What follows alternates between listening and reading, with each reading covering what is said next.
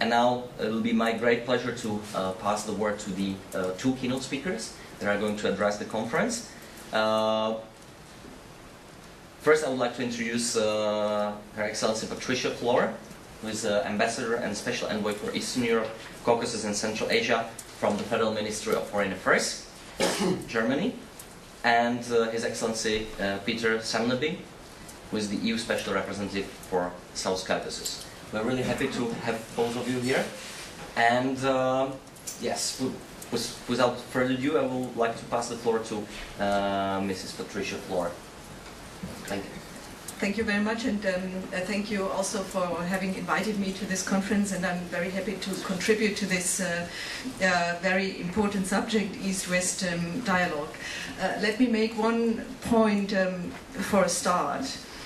It is quite clear, viewed from Berlin, that the Western and the Eastern part of Europe need each other and actually also depend on each other. There are very few issues of global relevance that could be solved by any one side alone. Just to name a few: security matters, international threats like terrorism, energy security, migration, climate change, you name it. And of course, there still is huge potential in increasing cooperation across all of Europe. Let me first turn to security as a core issue of political dialogue today.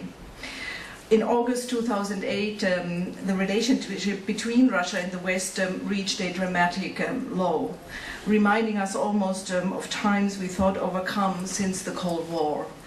And that, of course, we all remember was the Georgian-Russian war in August 2008. Now, 2 years on, everyone is striving to re-establish dialogue and new initiatives between NATO and Russia, the EU and Russia, in bilateral and trilateral frameworks and within the OSCE.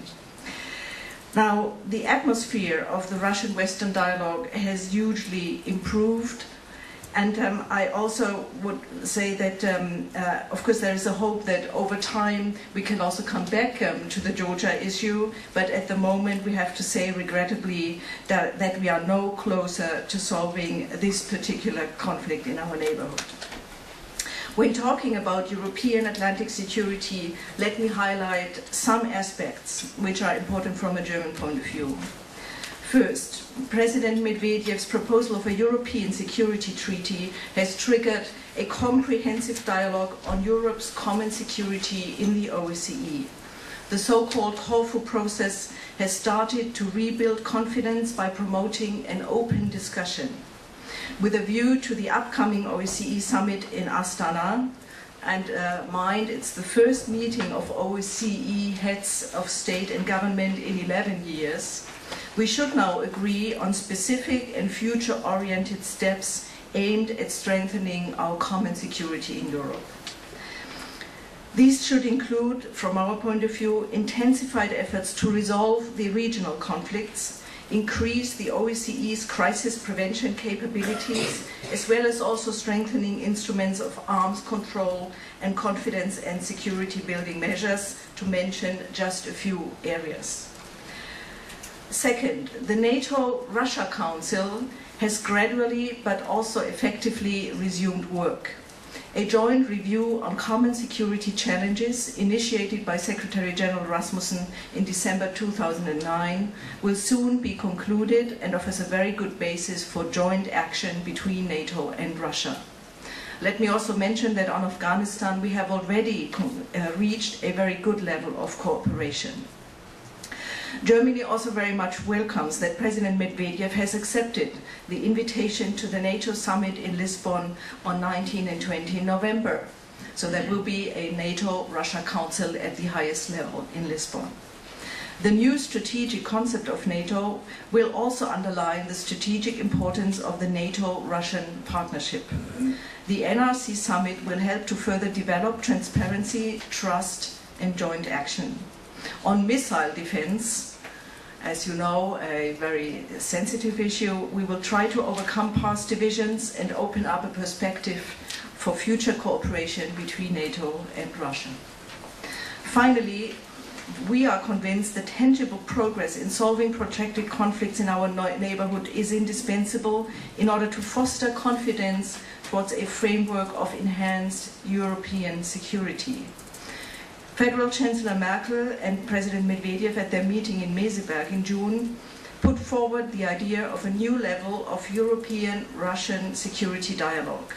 As a test case, cooperation should concentrate in a first step on the protracted conflict in Transnistria, Moldova. We consider Transnistria to be a conflict well suited for progress, and a constructive Russian engagement can open the way. The EU is ready, as is Germany, to engage with Russia within the established 5+2 format.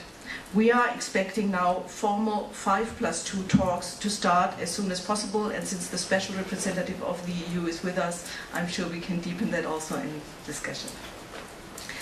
The protracted conflicts of Georgia and Nagorno-Karabakh are much more difficult to resolve. However, they must not be forgotten, and they remain on the agenda as well. If there's a wish, we can deepen also that in our discussion. Beyond security matters, we have a natural interest in a stable and prosperous region in the eastern neighborhood of the European Union. This is the reason why, at the initiative of Poland and Sweden, the European Union has developed the concept of Eastern partnerships for the countries in the immediate EU neighborhood, and you know them all: Belarus, Ukraine, Moldova, Armenia, Georgia, and Azerbaijan. The Eastern Partnership aims at supporting our Eastern neighbors during their transition to and consolidation of democracy and a prosperous market economy, and hopefully also social justice. The Eastern Partnership program is underpinned also by substantial financial means. The European Commission has earmarked about 600 million euro for the period of 2010 to 2013, and we go in projects in the field of institution building, very crucial, regional development, also multilateral projects to enhance regional cooperation. We believe that democracy, the rule of law, and a free market economy are preconditions for prosperity and peace for our common regions. The EU, after all, is a community, is a union of values. We derive our confidence from the experience of more than 50 years of European integration.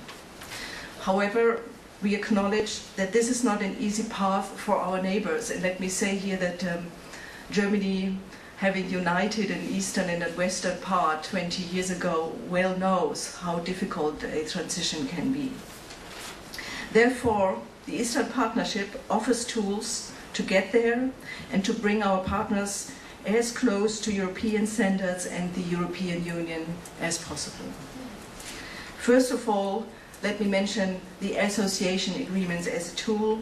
They will provide a platform for dialogue and for initiating reform in critical areas crucial for further progress.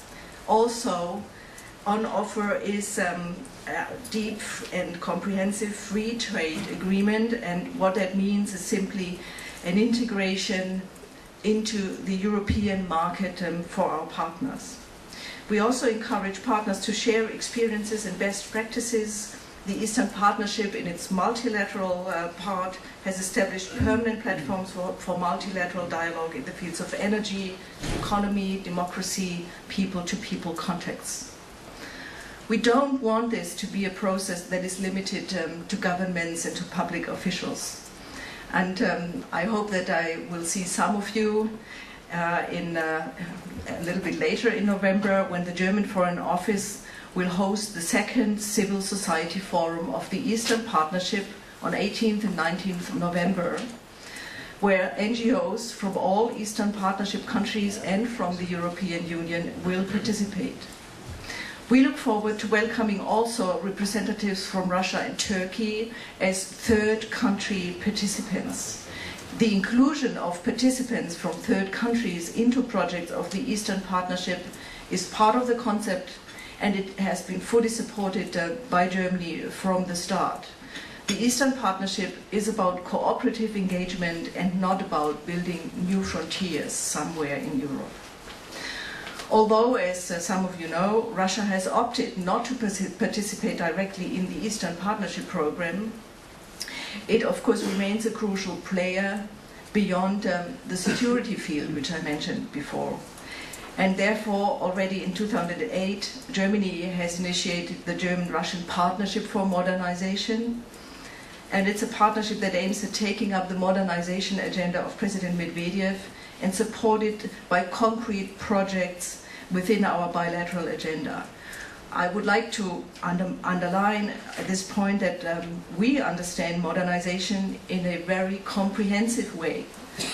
That means it would include institutional modernization, democratization, and reforms enhancing the rule of law. The European Union this year during the EU-Russia summit has also agreed to initiate an EU-Russia modernization partnership. And this, of course, will be in addition to its traditional cooperation with Russia based on partnership agreements. Last but not least, Russia and our Eastern partners are equally interested in easier travel possibilities and the lifting of visa regulations. And the Eastern Partnership at the Summit of Prague actually also included the perspective, the long-term perspective of visa-free travel for our partners. We understand and welcome that as a means for people-to-people contact. But the technical preconditions need to be fulfilled, so it will be a long process actually to then get at the end to visa liberalization.